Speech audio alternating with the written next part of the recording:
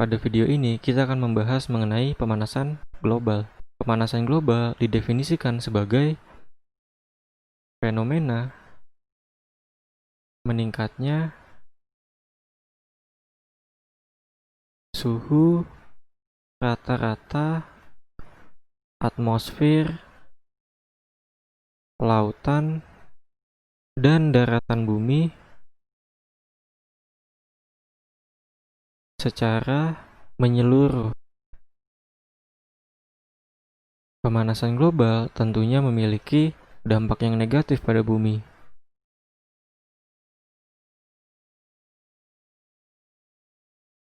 Contohnya adalah suhu di bumi menjadi semakin tinggi atau lebih panas. Selanjutnya akan menyebabkan kekeringan, kebakaran hutan, kegagalan panen. Selain itu, juga menyebabkan mencairnya glacier atau bongkahan es besar yang ada di kutub, sehingga menyebabkan peningkatan air pada lautan. Dampak negatif selanjutnya, ketika suhu bumi meningkat, maka akan terjadi pengasaman laut.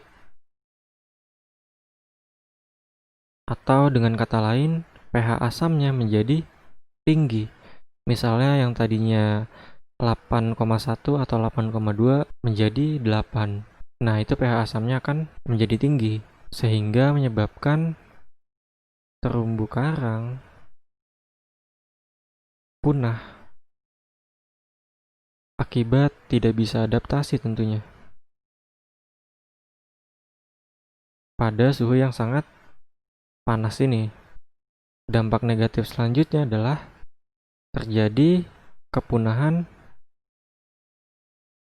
spesies hewan dan tumbuhan.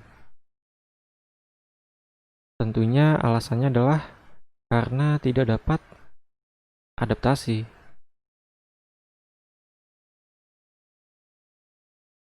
Dengan lingkungan yang sangat panas ini. Contoh-contoh hewan yang terkena dampak ini adalah ada kodok, sebab dia memiliki kulit yang tipis dan juga berdarah dingin. Kemudian ada rusa, ada burung laut, ada ikan-ikan air dingin, ada beruang kutub, ada penguin, dan lain-lain. Dampak selanjutnya yaitu pada lapisan ozon, menyebabkan menipisnya lapisan ozon. Lapisan ozon ini adalah salah satu atmosfer yang memiliki tugas untuk mencegah atau pelindung bumi dari sinar UV. Sinar UV ini sangatlah berbahaya ya. Dia dapat menyebabkan kanker kulit pada manusia. Oke. Selanjutnya, kita akan memahami mengenai penyebab pemanasan global. Contohnya adalah sebagai berikut. Jadi, penyebab pemanasan global yang pertama adalah emisi karbon dioksida atau CO2 yang berasal dari pembakaran bahan bakar fosil atau bahan bakar kendaraan. Kalau pada fosil, itu sebagai pembangkit tenaga listrik. Kalau pada kendaraan, itu pada pembuangannya atau knalpotnya.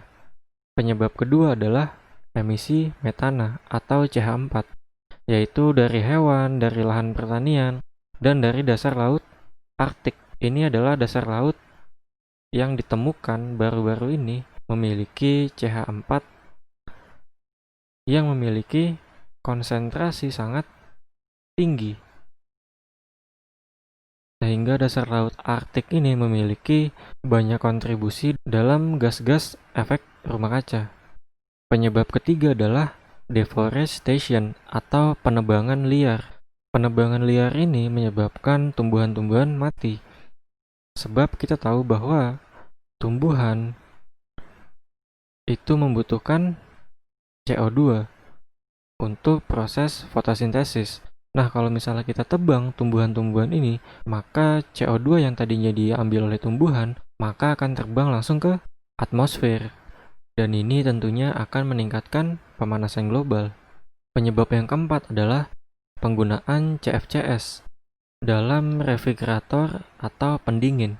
Contohnya pada kulkas atau AC. Penyebab kelima adalah meningkatnya pupuk kimia dalam pertanian. Pupuk kimia ini biasanya mengandung nitrogen oksida atau NO, yang mana merupakan gas rumah kaca. Selanjutnya, pupuk kimia ini hampir semuanya mengandung zat-zat yang mudah terbakar, sehingga nantinya akan meningkatkan suhu bumi.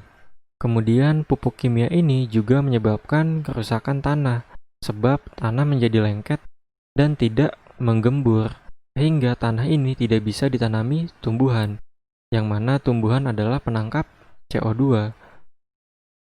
Oke, selanjutnya kita akan memahami mengenai usaha-usaha untuk menanggulangi pemanasan global. Contoh-contohnya adalah usaha pertama yang dapat kita lakukan adalah menggunakan energi terbarukan. Karena energi ini bebas emisi gas rumah kaca dan mengurangi penggunaan batu bara, gasolin, kayu, dan bahan-bahan organik lainnya. Usaha yang kedua adalah meningkatkan efisiensi bahan bakar kendaraan. Contohnya adalah dengan mengurangi emisi gas-gas rumah kaca yang dikeluarkan oleh kendaraan. Usaha yang ketiga adalah mengurangi deforestation atau penebangan liar dan melakukan penghijauan.